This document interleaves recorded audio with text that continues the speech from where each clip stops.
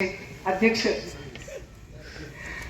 आपले ज्येष्ठ नेते आदरणीय बाळूमामा व्यासपीठावरती उपस्थित असलेले आदरणीय विलासरावजी गुंडे सर, आदरणीय गव्हाणे भाऊसाहेब, आदरणीय बाळासाहेबजी पांढरे, आदरणीय वागजाप्पा, आदरणीय चेअरमन रोकडे, एक वैशिष्ट्य असे पांडुआबा, सगळेच गणेश, कल्याण सरडे सर, मंडल अध्यक्ष काका सरडे, सचिन पिसाळ, नावं घ्यायची म्हणलं तर अडचण अशी आहे की तुम्ही जर फक्त तुमच्या आसपास नजर फिरवली तर तुमच्यापैकी प्रत्येक जण हा जण माझ्या वडिलांसोबत राजकारण सुरू केलं त्यातला प्रमुख आहे.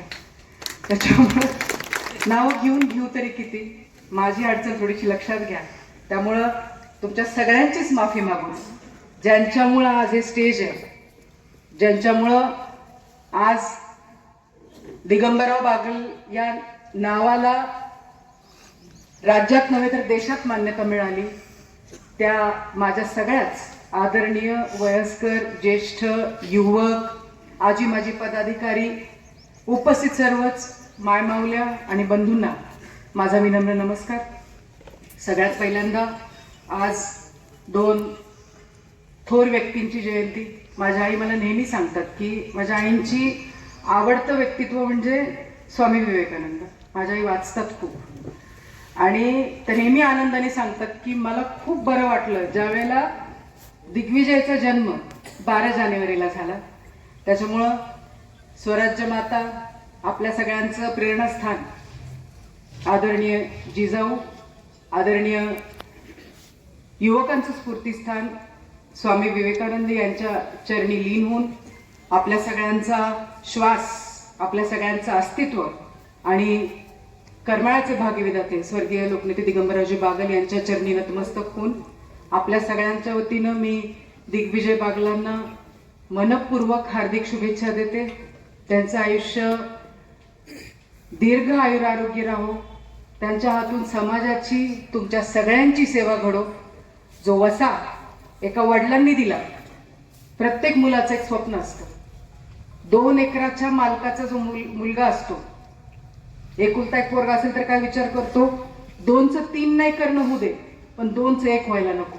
म्हणजे वडिलांनी दिलेली जी संपत्ती आहे, जो वारसा आहे, तो मला टिकवता यावा, हे स्वप्न प्रत्येक मुलाचं असतं, प्रत्येक मुलीचं असतं. तुम्ही सगळ्यांनी माझ्या दिग्विजयाच्या, आपल्या दिग्विजयाच्या डोक्यावरती तुमचा हात, तुमचा आशीर्वाद नेहमी कायम ठेवावा, ही विनंती आपल्या सगळ्यांना सगळ्यात पहिल्यांदा करते. खरं म्हणजे मला असं वाटतं की असं जाहीरपणे बोलण्याची संधी मला नगरपालिकेलाही मिळाली नाही. नेमका मला वेळ कमी पडला. खूप दिवसांनी तुमच्या सगळ्यांच्या सोबत बोलते. तुम्ही सगळ्यांनी आदेश दिला 1.5-2 वर्षापूर्वी, पक्षामध्ये आपण प्रवेश केला. सुदैव म्हणा दुर्दैव म्हणा, मला सोलापूर जिल्ह्याची जबाबदारी, एकाही गावाची जबाबदारी 1.5 वर्षात कधी मिळाली नाही. आपण हेलिकॉप्टर नेते नाहीत. आपल्याला, आपण आपल्या मातीशी जोडलेले आहोत आणि 1.5-2 वर्ष तुमच्यासोबत प्रचंड मोठा दुरावा झाला. म्हणजे त्या दुराव्याला माप नाही इतका दुरावा झाला. बोलणं नाही, भेट नाही, सुख नाही, दुःख नाही, कधी नाही. ते माझ्या वडिलांची पित्र सुद्धा माझ्याकडून चुकली. दिग्विजय भैयाचा मागच्या वाढदिवसाला तुम्हाला जर आठवत असेल तर मी इथं नव्हते. म्हणजे सांगण्याचं तात्पर्य हे की नेत्याची सगळ्यात मोठी ताकद असते त्याचा संपर्क, आणि ती ताकदच मागच्या 1.5-2 वर्षात माझ्याजवळ नव्हती.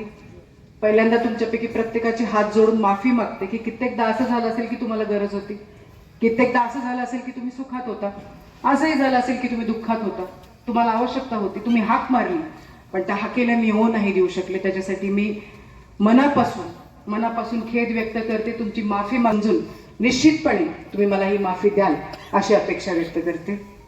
आज इथं माझे खूप सहकारी उपस्थित आहेत. 36 गावातले सहकारी आहेत, 118 गावातले सहकारी आहेत. नुकतीच आपली दोन्ही नगरपालिकांची, कुर्डुवाडी नगरपालिका आणि करमाळा नगरपालिका निवडणूक पार पडली. करमाळ्यामध्ये प्रयत्न केला. पहिल्यांदा गणेश, आपण भाजपाच्या रूपानं ताकदीने पहिल्यांदा लढत होतो. लोकांनी साथ दिली, वाटलं होतं तेवढं यश तर मिळालं नाही. ठीक आहे, हरकत नाही, चालत राहणं हे कार्यकर्त्याचं काम असतं. पण आज अतुल फंडच्या रूपानं एक चांगलं तरुण नेतृत्व, एक चांगला भाजपाचा नेता शहराच्या सेवेसाठी उपनगराध्यक्ष म्हणून आम्ही सगळ्यांनी दिलेला आहे आणि निश्चितपणे येत्या काळामध्ये अतुलच्या रूपानं भाजपा खूप चांगलं काम करमाळ शहरामध्ये करून दाखवेल. आमचे सुनीलराव बनसोडे इथे बसलेले आहेत. कॉपच्या निमित्तानं एक अनुभवी चांगला चेहरा, चांगली व्यक्ती, चांगलं व्यक्तित्व, शहराच्या विकासाच्या दृष्टीनं मार्गदर्शन करणारं, नगरपालिकेमध्ये बसून आमच्या सगळ्या नगरसेवकांना आणि संपूर्णच बोर्डाला साथ देणारं नेतृत्व आम्ही देण्याचा प्रयत्न केलेला. निश्चितच सुनील रावांच्या रूपानं करमाळ नगरपालिका अतिशय चांगली प्रगती करेल अशी सुद्धा अपेक्षा मी व्यक्त करते. जेवढे आमचे 13 आणि एक 14वा आमचा सहकारी नगराध्यक्षाच्या निमित्तानं चांगली लढत दिली. काही खूप थोड्या मतांनी पडले. आमच्या श्रुती कांबळे आमची ताई 36 मतांनी पडल्या होत्या, मला 38 मतांनी पडली. खूप छोट्या मतांनी पराभव झाला. या सगळ्यांचं मी कौतुक करते. खूप चांगली लढत तुम्ही दिली. आज कुर्डुवाडीचे माझे सगळे सहकारी इथे उपस्थित आहेत. कुर्डुवाडीमध्ये भाजपाने संपूर्ण पॅनल नगराध्यक्षासह पहिल्यांदा उभा केला होता. सुरुवातीतून झाली की भाजपा पॅनल उभा करू शकतो का नाही. सुराणा साहेब, सगळेच जण, आपण आज माझे सहकारी, मला सुधीर भाऊ दिसत आहेत, बरेच लोक दिसत आहेत आमचे, मला सगळ्यांची नाव घेतात नाही, माफ करा मला, पण तुम्ही इतक्या चांगल्या पद्धतीने लढत दिली की भाजपाचं अस्तित्व तुम्ही कुर्डुवाडीमध्ये खूप चांगल्या पद्धतीने दाखवलं. कमी कमी मतांनी तिथे सुद्धा आमच्या सहकाऱ्यांचे पराभव झाले. प्रभाग क्रमांक 10 तुम्ही घ्या, बऱ्याच ठिकाणी खूप कमी, पण तुम्ही लढत दिली. तुमच्या सगळ्यांचं कौतुक आहे. हे सांगायचं तात्पर्य काय, आपण एक नवीन लढाई सुरू करतोय. वाट जरी तीच असली तरी वाहन वेगळे, आपली पद्धत वेगळी आहे. कुठं कुठं नॅरेटिव्ह सेट केले जातात, त्या नॅरेटिव्हला आपण पार पडू शकलो नाही. आता आमच्या यशपाल दादांनी सांगितलं, दादा तुमचं कौतुक आहे, समाजामध्ये फिरून ह्या क्षणी दादांनी विचार करायला सुरुवात केली. आज आमचे ते जिगरभाई इथे बसलेले, आमचे जललभाई इथं आहेत, मला कौतुक करायचंय. आपला पक्ष हा कुठल्या एका ठराविक समाजाच्या सोबत आहे किंवा कुठल्या एका ठराविक समाजाच्या विरोधात आहे उस्मानच्या, ही चुकून सुद्धा खाली विरोधकांनी जी पसरलेली आवई आहे ती खाली जाऊ नये याची काळजी आपल्याला खास करून घ्यावी लागणार आहे. कारण माझ्या सहकार्यांचे, माझ्या बंधूंचे, माझ्या भगिनींचे झालेले हे पराभव हे लढण्यातून झालेले नाहीयेत.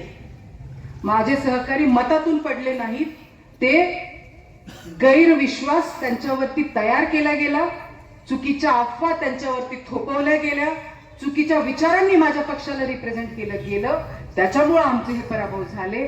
आणि ही गोष्ट येत्या जिल्हा परिषद पंचायत समितीला काकासाहेब होऊ नये ह्याची काळजी तुम्हाला, मला, आपल्यापैकी प्रत्येकाला घ्यावी लागणार आहे. ही जबाबदारी आपल्यापैकी प्रत्येकाला घ्यावी लागणार आहे. आज दिग्विजय बागलांच्या वाढदिवसाच्या निमित्तानं आपण इथं उपस्थित आहोत. एक तर असं असतं की बहिणीला भावाचं जास्तच कौतुक असतं.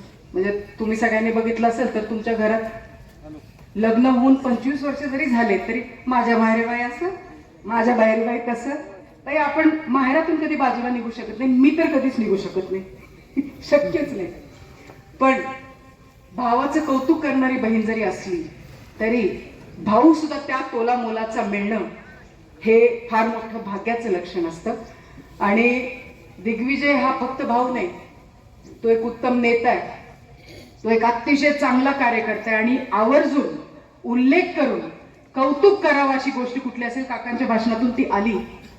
माफी देणं हा फार मोठा गुण आहे. तो आईबापात असून देवात असतो, तिसऱ्या कोणात तो असू शकत नाही. पण मी वय नाही थोडा, मी 41 वर्षाची होईल. माझ्या उभ्या 41 वर्षाच्या आयुष्यात कुणाच्याही बद्दल मनामध्ये किलमिश न ठेवता त्याला मोकळ्या मनानं माफ करणारा एकमेव मोठा माणूस मी बघितला असेल तर तो दिग्विजय बागल. याच्यासाठी मी या पोराला 100 पैकी 101 गुण देईन.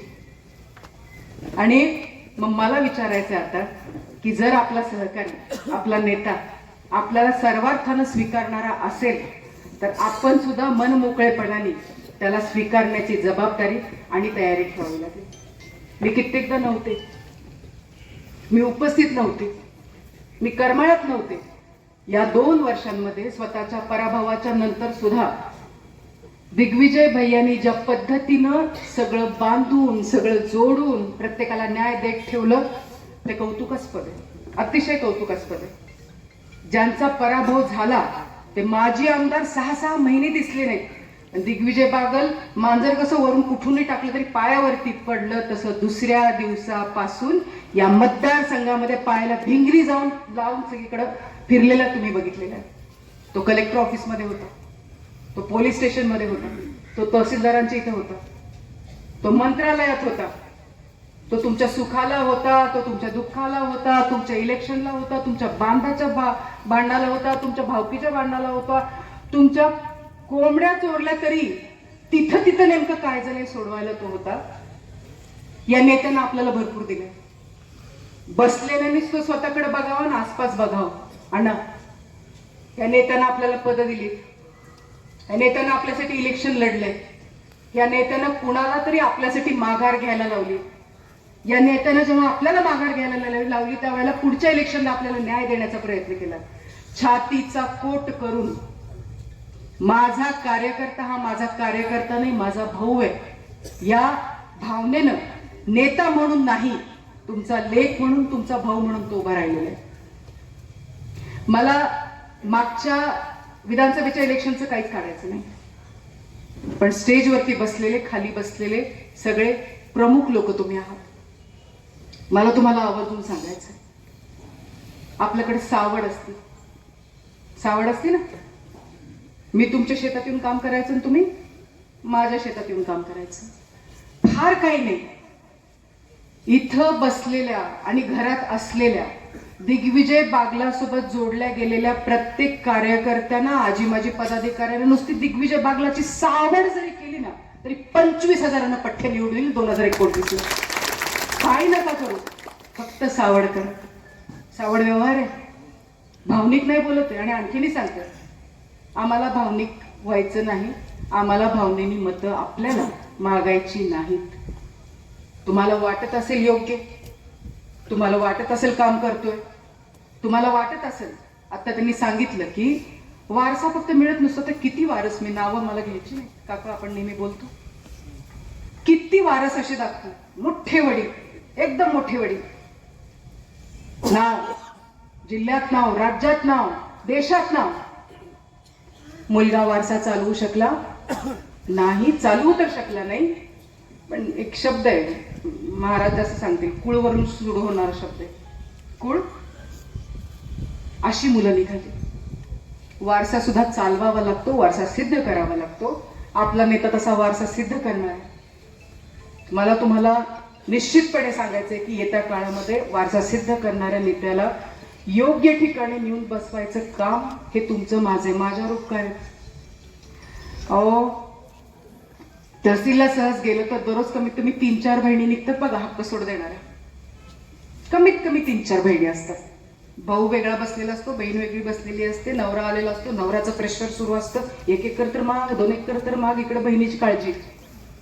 मला जमीन नको, मला जमीन नको, माझ्या रक्षाबंधनाला मला माझ्या भावाला राखी बांधायला मिळावी आणि माझ्या भाऊ बिजायला माझा भाऊ 2 घास माझ्या हातचं खायला माझ्या घरी यावा, त्या जमिनीचं मला काही देणं घेणं नाही, अशा बहिणी असतात.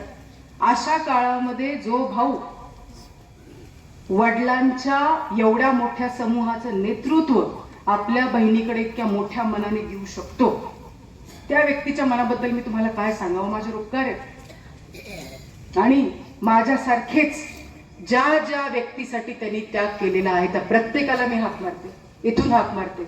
जे इथं नाहीत त्यांना हाक मारते, जे आमच्या प्रवाहात नाहीत त्यांना हाक मारते, ज्यांच्या बाबतीत मी चुकली असेल त्यांना हाक मारते, जे आमच्यापासून दूर गेलेत त्यांना हाक मारते. इलेक्शन कुठलंही असू दे, काळ कुठलंही असू दे, 2019 ला गेलेल्यांना हाक मारते, 2009 पासून गेलेल्यांना हाक मारते. तुम्हाला पद मिळालं नसेल, चूक माझी. तुमचा माझ्याशी संपर्क झाला नसेल, चूक माझी आहे. तुम्हाला तुमच्यावरती अन्याय झाला असेल, चूक माझी आहे. त्या चुका माझ्यावरती टाका, पण ज्या दिलदार पोरानं तुमच्या सोबत राहण्याची, तुमचं मत मांडण्याची तयारी ठेवली, त्या प्रत्येकानं निश्चितपणे दिग्विजय बागलाच्या पाठीशी आजपासून उभं राहावं. काका बोलले की माफ करणं, मी आज सांगते 2 पावलं, माझी 10 पावलं माघार आहे, माझी 10 पावलं माघार आहे. मी आज हात जोडून विनंती करते, मी घर येऊन पाया पडून विनंती करेन, आता हे थांबवा. फार बोलत नाही, दुसरे गट कशातून उभे राहिले, मला खरं म्हणजे पक्ष तुम्ही बघितलं असेल नसेल तर पक्षाचा विषय झाला, सल्ले दिले गेले. कुणी घातलं नसलं तरी माझ्या दिग्विजयच्या गळ्यात कार्यक्रमाच्या सुरुवातीपासून कमळाचा हा पंचा आहे आणि इथं बसलो असलो यांचं प्रतिनिधित्व करतो हे आम्ही आजही सांगतो आणि कायम सांगू. त्यामुळे जे आज गटात होते, पक्षात होते, कशातही होते, मला विनंती करायची, बाकीचे गट बाकीचे पक्ष आपल्यातूनच जाऊन तयार झाले ना. बरं असं काय आपण बांध रेटलाय, मारामारी केली, पोरापोरींची लग्न मोडली, केलंय काय? खून केला, केले काय केलंय? बरं केलं असेल सांगा, माफी मागायची तयारी. केलं असेल सांगा, जाऊन बोलायची तयारी आहे. पुन्हा सांगते, 2 नाही 10 पावलं मागे येण्याची तयारी आहे. आम्ही चुकलो, आम्ही चुकलो. मला 2 वेळा मिळाली शिक्षा, पण ज्याने चूक केली नव्हती त्या दिग्विजय बागलाला सुद्धा एकदा शिक्षा मिळाली. आता बास करा, तुमचं मन भरलंय का नाही आणखीन तरी? आता तरी तुम्हाला बास वाटतंय का नाही? आता बास करा, एकत्र येऊ.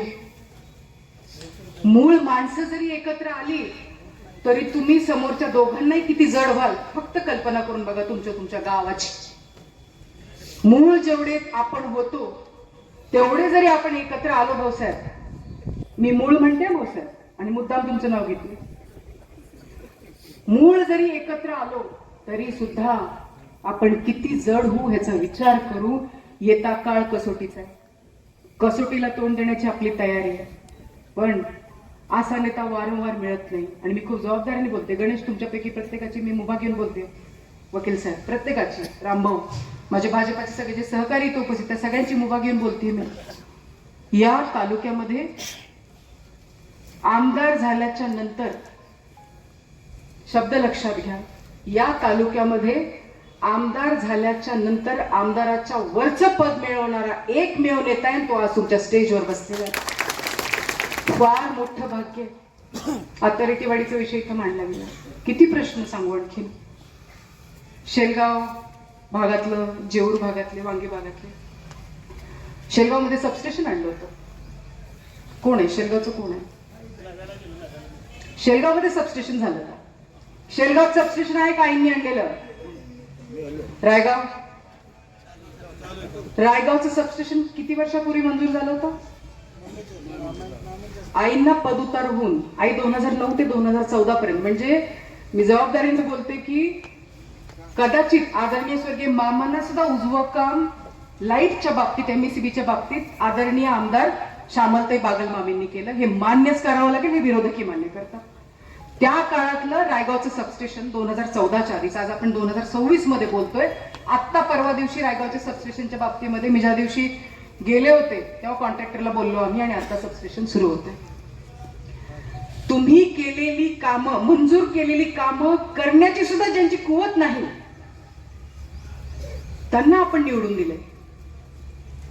तुमच्या नेत्यानं केलेली, म्हणजे म्हणतात ना की एक एक घर इतकं समृद्ध असते, एक एक पिढी इतकी समृद्ध असते की एक पिढी कमवतील, किती पिढ्या खातात? 7 पिढ्या खातात. तसं आदरणीय मामींनी केलेले सबस्टेशनची कामं करायला यांना 11 वर्ष जातात आणि आपण पुन्हा त्यांनाच निवडून देतोय. याचा विचार थोडासा आपल्यापैकी प्रत्येकाला करावा लागेल. प्रत्येक वेळेला कुठल्या तरी बाबतीमध्ये आपल्यामध्ये गल्लत करायची, एकमेकाच्या विरोधात एकमेकाला करायचं, आता हे बास झालं पाहिजे. आणि जाहिरातींनी, सोशल मीडियावरती वरवर दाखवून, उद्घाटन करून फीत कापून कामं होत नसतात. काम जमिनीवरती, रस्त्यावरती दिसावं लागतं. पठ्ठ्यानी 11 कोटीची कामं आणली, गावागावात तुम्हाला आज दिसत आहे. मग आज कुठलंच पद नाही. कुठलं पद आहे? दिग्विजय बागलाच काय पद म्हणून काय? उत्तर द्या. माझी नाही सांगायचं, आजी सांगायचं. काय? एकही पद नाही.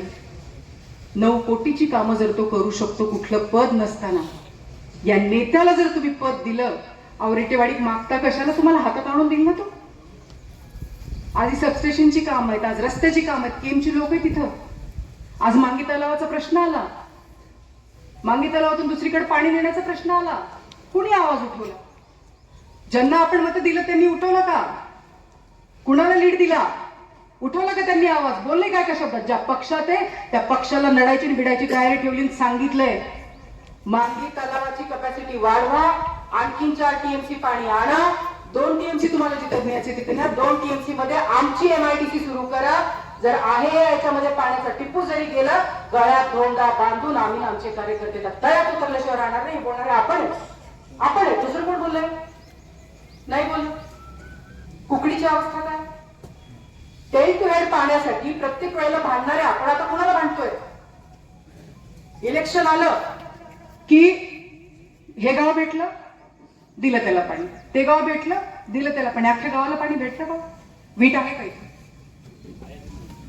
बोलणार का नाही आता? कुणाला लीड दिला? हे का बोलायची वेळ? त्याचा प्रसंग नाही, पण एक कार्यकर्ता म्हणून तळमळीने बोलते. आणि जर काम करून सुद्धा पद मिळणार नसेल, कार्यकर्त्यांनी कामच कसं करावं, का करावं हा प्रश्न निर्माण होतो ना. कदाचित मी थोडीशी भरकटले, तुमची माफी मागते. पण आता मगाशी बरेचसे उल्लेख झाला, बऱ्याचशा गोष्टी बोलल्या गेल्या. मला तुम्हाला आवर्जून सांगायचे की आपण आता एका पक्षाच्या घाटणीत बांधलो गेलेलो. कृतज्ञपणा हा स्वर्गीय मामांच्या विचारांमध्ये कधीच नव्हता. मगाशी काल सकाळी मला कोणतरी भेटलं, अमुक तमुक व्यक्ती भेटली, मला नाव नाही सांगता येणार, तर त्यांनी मला सांगितलं की फसवणूक नको बरं का. म्हणला आमचं उलट आहे, आमचा हात असा आहे, असा म्हणजे फसवणूक आमची होते, आम्ही दुसऱ्याची नाही करत. ज्याला ज्याला मदत केली शड्डू ठोकून पठ्ठा एक तर समोर तर उभा राहतो, नाही तर दुसऱ्याला घेऊन सत्ता तरी स्थापन करतो. फसवणूक नेहमी आमची होते, फसवणूक आमच्याकडून समोरच्याची कधीही होत नाही. पण आपण अडचणीत होतो, वाईट काळ प्रत्येकावरती येतो. सहकार कुठल्या पद्धतीनं खाजगी होईल हे प्रयत्न करणारी खास टोळी जी प्रयत्नरत राहते, तिचा फार मोठं लक्ष मकाई होता. तो काळ आपण आज विसरलो नाही. सगळीकडून जसं एखादं ग्रहण लागावं तसं आपल्या भोवती जाळं विणलं गेलं. लक्ष काय होतं? मकाई काय करायचा? मला शब्दही वापरावाचा वाटत नाही, इच्छाही होती. पण मला तुम्हाला जाणीव करून द्यायची, मला तुम्हाला आठवण करून द्यायची. आदरणीय देवेंद्रजी फडणवीस साहेब होते, भाजप हा पक्ष होता, त्याच्यामुळे आज तुम्ही आणि मी जनमानसात बसतोय, बोलतोय. आणि आज आपला मकाई आजही तुमच्या माझ्या सभासदांच्या ताब्यात आहे, तुमच्या माझ्या मालकीचा. आणि हे उपकार आपण आयुष्यात कधीही विसरू शकत नाही. हे फार जबाबदारीने तुम्हाला सांगते, आपण कधी विसरायचे नाही हे मी तुम्हाला जबाबदारीने सांगते.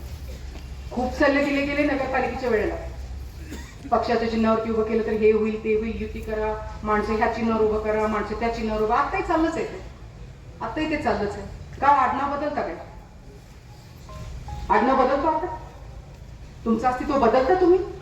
मग ज्या पक्षानं आपल्यावरती उपकार केला, आज जिल्हा परिषद पंचायत समितीच्या निमित्तानं मला तुमच्यापैकी प्रत्येकाला विनंती करायची आहे. तुम्ही ठरवलं ना, कुणी उभं केलं होतं? तुम्हीच उभं केलं होतं. आम्ही तर नव्हतो, पण आम्ही त्या त्या पिठावरच्या रेघोट्यात. गुरुजी आम्ही होतो काय? तुम्ही होता. आम्ही नव्हतो त्यावेळेला, तुम्ही होता. मग तेव्हा जर ते उभं राहू शकतं, आता पुन्हा उभं राहू शकतं. आता कोणीतरी टोपी मुंडासाचा विषय इथं केला. वय कुठलंही असो, आजही प्रेम करणारी मंडळी तिथं आहेत. होतं कसं, माझ्या बोलण्याचं बऱ्याचदा कधी कधी राग पण येतो कुणाकुणाला, पण आता काय करू, स्पष्ट बोलणं स्वभाव आहे. राजकारणाला शोभत नाही, पण आता आलाय तर आलाय, पर्याय नाही त्याला. सल्ला देणं सगळ्यात सोपं. क्रिकेट सगळ्यांना आवडतं ना? मला वाटतं बऱ्यापैकी सगळ्यांना क्रिकेट आवडतं. हातात कधीही बॅट न धरलेला पण क्रिकेट बघणारा माणूस काय, विराटने जरा थोडा उजवीकडे मारायला पाहिजे, नाही नाही असं नाही की त्याने कॅच सोडला. जो मैदानात खेळतो ना त्याला माहित असतं तेव्हाची मानसिकता, तेव्हाचं प्रेशर, तेव्हाचं ग्राउंड, तेव्हाचे खेळाडू, तेव्हाची तयार झालेली परिस्थिती. सल्ला आवर्जून द्या, दिला पाहिजे, आपल्या माणसाला दिला पाहिजे. पण सल्ला दिला म्हणून तुम्ही मोठे झालात हा गैरसमज सोडा. बाकीच्या लोकांकडे, बाकीच्या गटांकडे जाऊन बघा, आणि नेत्यांनी काय भाऊनी शिवी दिली, लय भारी होते, शिवी दिली भारी. ऐकलंय का नाहीये? पोत्र आहे का? ऐकलं नाही? सल्ला निश्चित द्या, 4 भिंतीत द्या. सल्ला जाहीरपणे दिला म्हणून तुम्ही मोठा होता असं जर तुमचं मत असेल ना, खोडून काढा पहिल्यांदा तुम्ही ते. नेता म्हणेल ते योग्य म्हणायची सवय ठेवा. आता 4 माणसं मिळून लोकशाहीने जर चालवायला जाऊ ना, 4 ठिकाणी 4 दिशा होतात. स्पष्टपणे सांगते मी, स्पष्टपणे सांगते मी. आपल्या नेत्याच्या पाठीशी आपणच उभं. काय होतं, बैठक बसली, निर्णय झाला, निर्णय घेताना काय बोलला नाही, बाहेर पडला बसला. समजा बघ एका ठिकाणी चहाच्या टपरीवर बसतोच की सकाळचं, काय मी लय नेत्याला सांगितलं, ऐकायची तयारी नाही. आता एवढं झालंय. आणि जर काही बरोबर आलं, मीच सांगितलं होतं आजचा कार्यक्रम घ्यायला, मीच म्हणलं ही करते करते करते. जोपर्यंत नेता मोठा होत नाही तोपर्यंत कार्यकर्ता मोठा होत नाही. आपला नेता कार्यकर्त्याच्या इलेक्शनला महत्व देतो.